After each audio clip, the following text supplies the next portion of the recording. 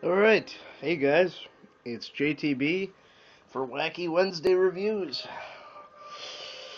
And, today I am reviewing, uh, I don't exactly know what the title, well, I know it's Magic 2013, but, whoops, but I don't know. Oh, okay, it's just called Magic 2013. Okay, so yeah, this is Magic 2013, it's a PlayStation Network game, and basically, um, it's centered around a card game that you probably don't know about called Magic the Gathering, which basically originated around um, 1993 and basically has been quite popular since. More generally with older people as to kids, but all the same, all those other card games like Pokemon, Yu-Gi-Oh, you know, they got basically all their ideas from Magic. Like, Magic was one of the very first card games. It's been out longer than I have, so. But, yeah. So basically, what I like about this game is there is an online feature. So that is a nice touch. But as far as, like, if you wanted to play with a buddy at your house, what sucks is there's three modes. There's two-headed giant, which is 2-on-2. Free for all, which is, one versus one versus one versus one. And then there's play and chase, which I haven't tried yet, honestly. But what sucks is there's these three modes, but if you want to play with your friend that's that wants to play with you, in the same room, and you want to play at the same time, you have to play two-headed giant. They won't let you play free-for-all or plane chase. You have to play two-headed giant. Otherwise, you have to go against computers for these two. So, yeah. Well, you go against computers in this one too, but you get to play with your friend. And then, what's cool though, at the same time, is on multiplayer, you can team up with your buddy against like two other people. But the community isn't very strong because not a lot of people play Magic, and not a lot of people definitely play the game. So basically, unless you have another friend that has the game, you're not going to find anybody online. So yeah. Um, so basically, what's cool is there's leaderboards, which I don't really care about, but then there's this thing called the deck manager, which enables you to fully customize these decks that are given to you. And I mean fully customize them. You can put any cards that you want in the decks that are for that deck. And you have like a choice of like 100 cards basically per deck. So some of them 90, but even still that's a lot of cards. So basically you have like, actually it's even more than that. Like the max I think is 120 and then like the other is 110. So yeah, there's over 100 cards for every one of them. So yeah, I mean, and your minimum like has to be 60, and your maximum has to be 100, or it doesn't have to be, but your maximum is 100, your minimum is 60. So you can basically there's a lot of choices. There is a lot of choices that you can make, and there are a lot of decks that you can have. Most of these decks, I'm not gonna lie, I did get from DLCs, but all the same, there are still a lot of decks that are in the game itself. And the game only costs like $15 if I remember correctly. So, you can have the joy of playing Magic the Gathering, the card game, for only $15 without buying all of the decks and stuff. And the decks are, the real decks are actually pretty cheap too, but they're not $15. $15 is an unbeatable deal. I mean, you just can't beat it. But and then you have the player status, which will basically, it will try to assume what your favorite color like choices are. And in Magic the Gathering, there's 5 colors. There's white, blue, black, red, and green. And different colors bring out different kinds of, cards. different creatures, different types of spells, stuff like that. And, yeah. I've already gotten 9 of the trophies, but I don't really care about that. And then, finally, my favorite piece of the game is the campaign. Now, I must say, I did play an older version of this game. It was, matter of fact, I have it. I'll go to it right now, if it will load. Yeah, this is Magic 2013 down here somewhere.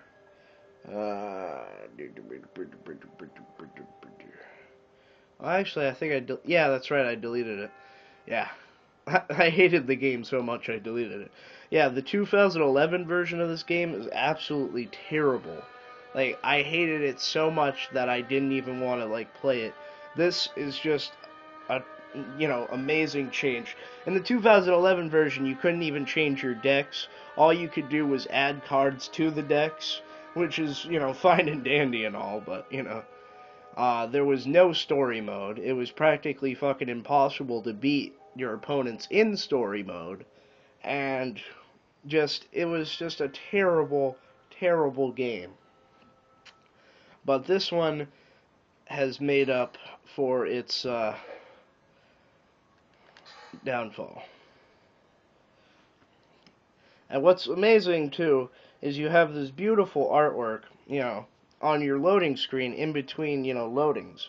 So, it's pretty cool, and it always tells you, who made the artwork. In this case, it was Charles Urbach, but it always tells you who makes the artwork, and the artwork always changes. You do start to see the same artwork at times, but even still, I still like it. It's pretty cool.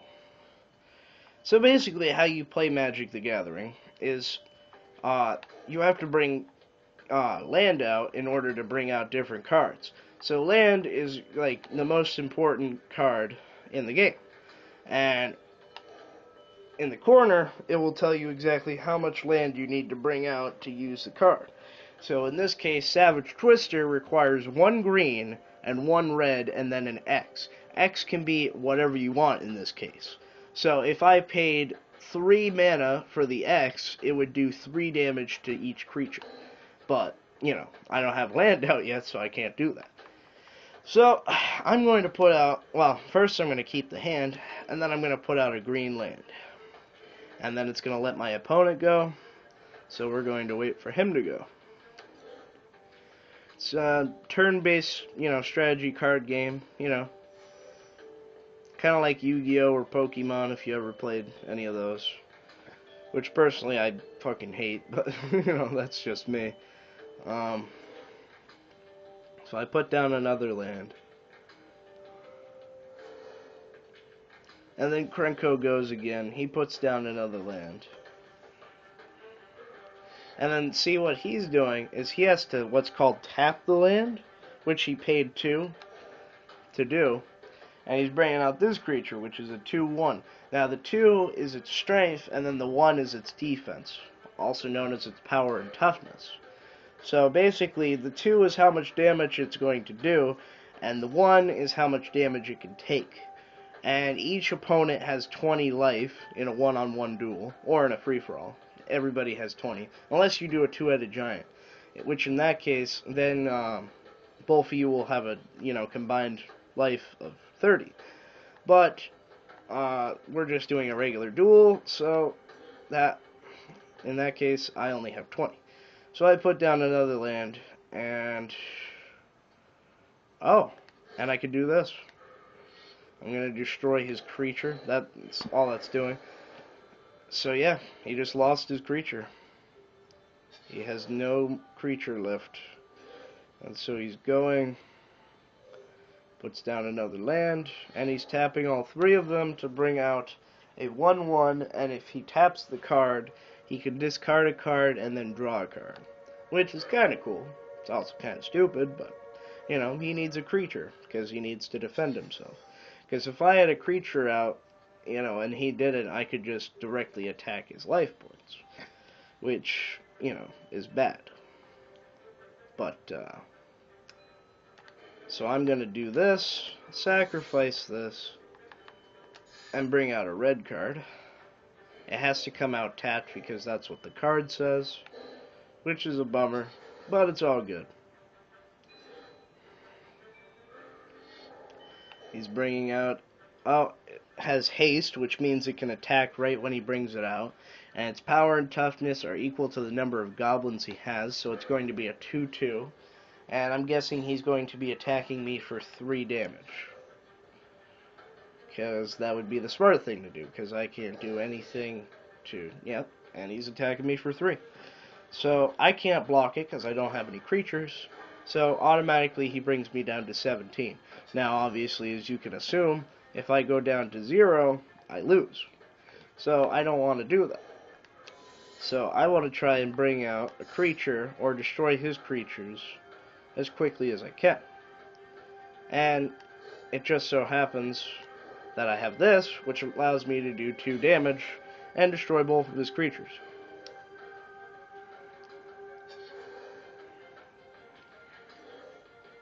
So now he has 5 land, just like me, and he's tapping 4 to bring out this guy. He's a 3/3, and if he taps him, target creature you control gets +1, +0, and gains flying. Flying means that he can attack me directly, and my creatures can't block him unless they have flying or they have a thing called reach. Reach only just means that they can block flying. That's all reach is. So unless I have flying or reach, I cannot block flying, which means he'll be able to, attack me directly if he chooses to do that ability. So there's that. So it's my turn now.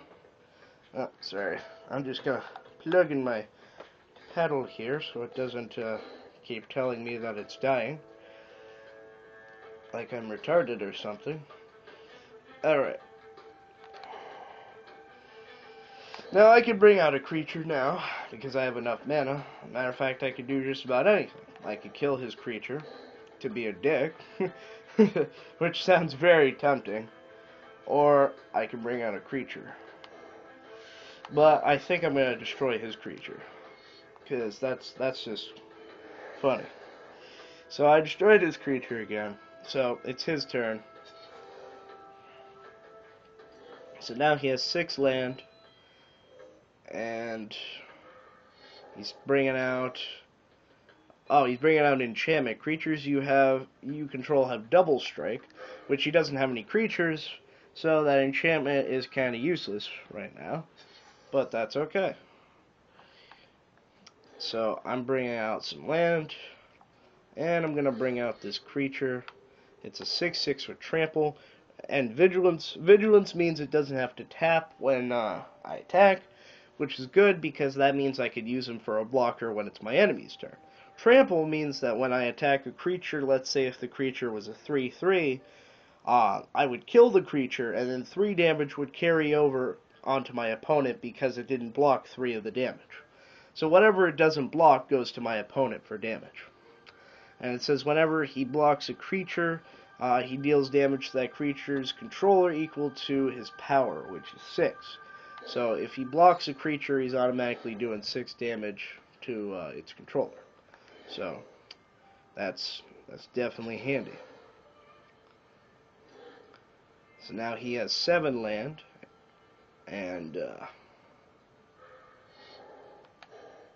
he's putting 2 1/1 goblin creature tokens on the battlefield. Tokens are just like, they're kind of lesser than creatures, but they are still creatures at the same time. So basically all he did was just bring out 2 creatures. So I'm going to do this, which enables me to draw 5 cards. 1 for each type of color I have, and I have all 5 colors out, so I can draw 5 cards. And then I'm going to do this.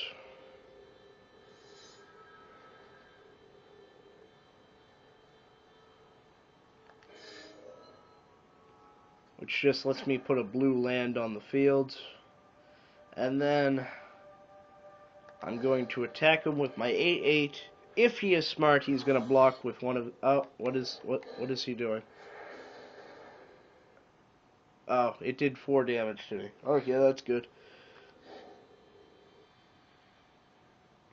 Oh, it did 2 damage to me. Oh, so he tried to block me with both of them because they had first strike. But... Oh, yeah. It was enough to kill me. Because, yeah, it brought me down to 2, and then he... Yeah, okay. So I see why he did that. So basically, he blocked me and was able to kill me. And then, I did 4 damage because of my trample. At the beginning of combat, you may turn target... Oh, wait. You may have target creature get +2/+0 until end of turn. Alright, so he brought a creature out. Now, probably... Oh, yeah, he's got an enchantment out, so... Oh, that's right. That's why I died, because his creatures have double strike because of that fucking enchantment. I forgot about that. Alright. So that's one of those things that you gotta remember, which I did not. So I'm gonna destroy his creature because I'm an asshole. And, then I'm gonna let him go. So he's got 1 card in his hand. It's a 2/2 with Battle Cry. I don't know what Battle Cry is, which is kind of sad because I play Magic a lot. But I don't know what Battle Cry is. It's a new thing that just came out this year. Because, you know, they're always putting new shit into this game, which is really cool.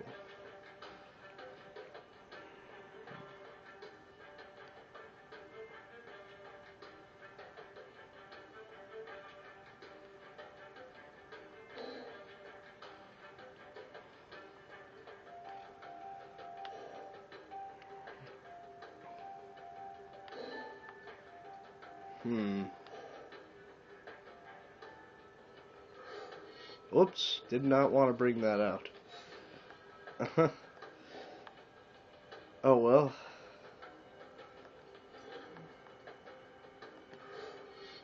Well, I guess that's okay, because I can bring out 2 creatures. This one has Trample, which I already told you what Trample does. And when she dies, it destroys all creatures on the fields. And then, oh, it won't let me go to my other card. My other card, if I remember, just has Reach. Which, I already told you what Reach is, so... Alright, so he's trying to attack me. And he has Double Strike. So... I'm gonna block him. I don't know what Battle Cry does, but I guess we'll find out.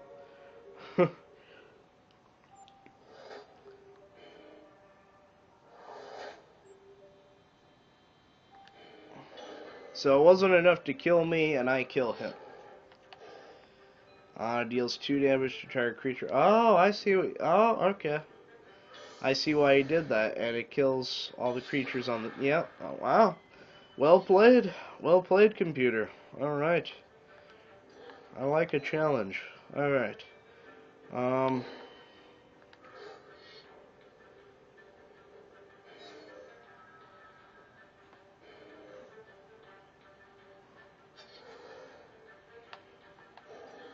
So the card I brought out has flying, and when it deals damage, I can bring out a card from my hand for free. That's not a land.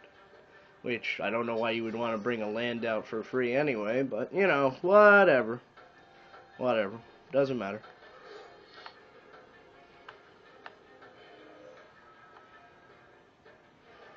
And I'm going to attack.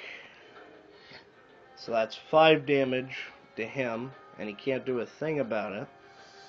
And because I dealt damage, I get to bring a card out for free. And I'll just bring out this, because it's the only card in my hand. And I'll end.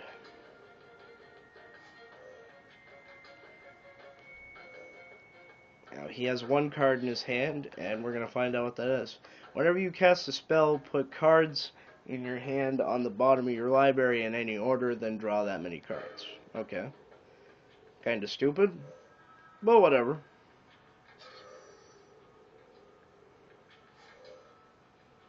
Alright, so I got a land that I don't need.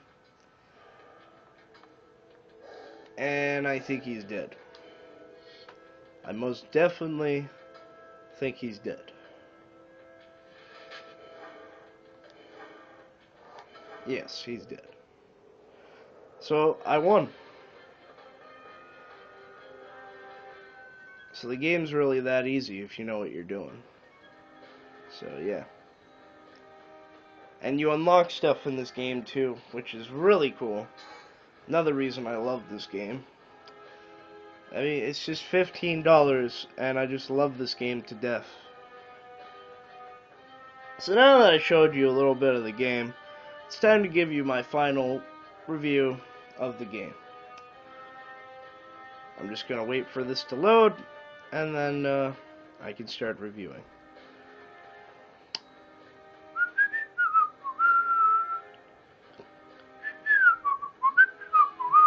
Hurry the fuck up! Okay, listen to me. Good. Alright, so final review. As far as story mode goes, it's a card game, so it doesn't have a fucking story mode. But, at the same time, it does.